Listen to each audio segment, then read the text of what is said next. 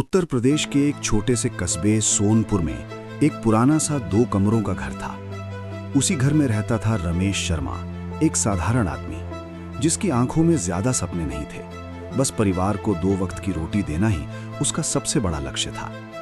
रमेश के पिता ने उसे कभी सपने देखना नहीं सिखाया था, सिर्फ जिम्मेदारी निभाना सिखाया था। रमेश एक प्राइवेट फैक्ट्री में काम करता था, जहां तनख्वाह कम और काम ज्यादा था। महीने के अंत में जब वो हिसाब लगाता तो अक्सर जेब खाली और माथा भारी होता। रमेश की पत्नी सीमा शर्मा घर संभालती थी। वो पढ़ी लिखी नहीं थी, लेकिन समझदार थी।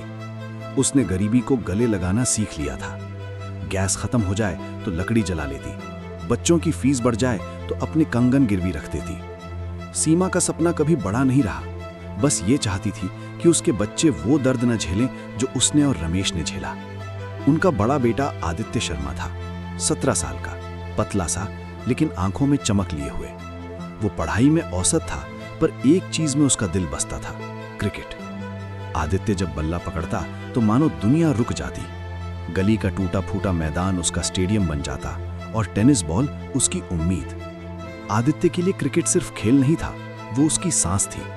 वो स्कूल से आते ही बैग फेंकता और बल्ला उठा लेता।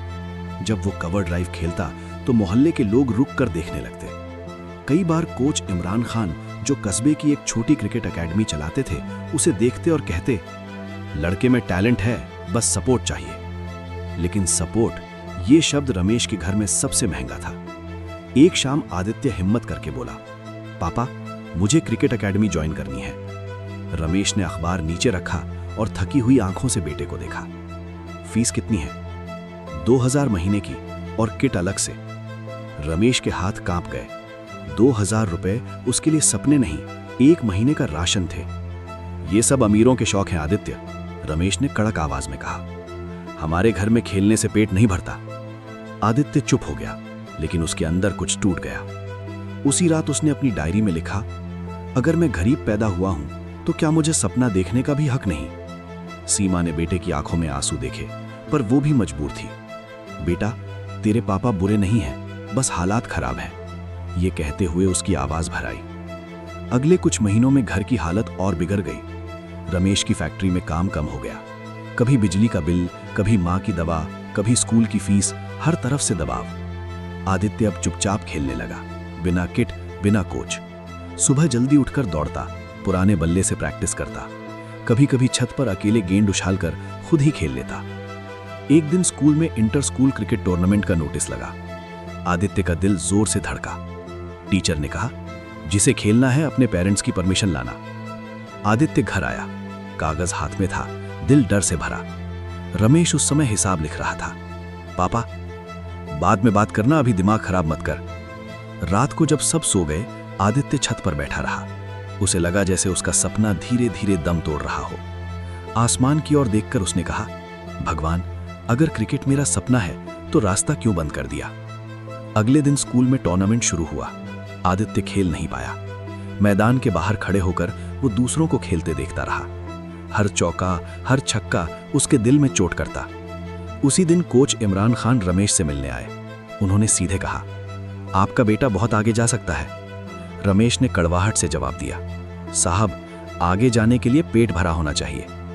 इमरान ने शांति से कहा, गरीबी सबसे बड़ा दुश्मन नहीं होती, सपनों को मार देना होता है। ये बात रमेश के दिल में कहीं अटक गई। उसी रात उसने पहली बार आदित्य को सोते हुए देखा, हाथ में पुराना बल्ला, चेहरे पर थकान। कुछ दिन बाद रमेश की मां बीमार पड़ गई। इलाज के लिए रमेश ने अपना आखिरी बचा हुआ पैसा भी खर्च कर दिया। घर में तनाव और बढ़ गया। आदित्य अब नौकरी ढूंढने लगा। उसने क्रिकेट छोड़ने का फैसला कर लिया था। एक दिन उसने बल्ला अलमारी में रख दिया। उसकी आंखों से आंसू गिरते रहे। रमेश ने यह देखा।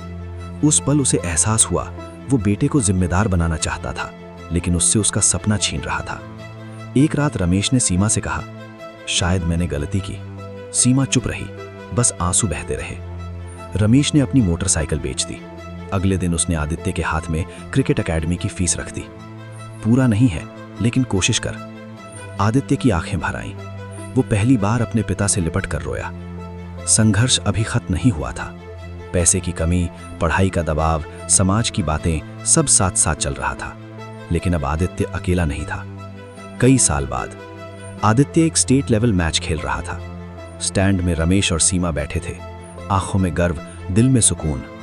आदित्य ने कवर ड्राइव मारा, गेंद बाउंड्री के पार गई। रमेश की आंखों से आंसू बह निकले। ये कहानी सिर्फ क्रिकेट की नहीं थी, ये कहानी थी एक पिता की मजबूरी, एक माँ के त्याग और एक बेटे के टूटते जुड़ते सपने की। कभी कभी सबसे बड़ा सपोर्ट पैसा नहीं होता, विश्वास होता है।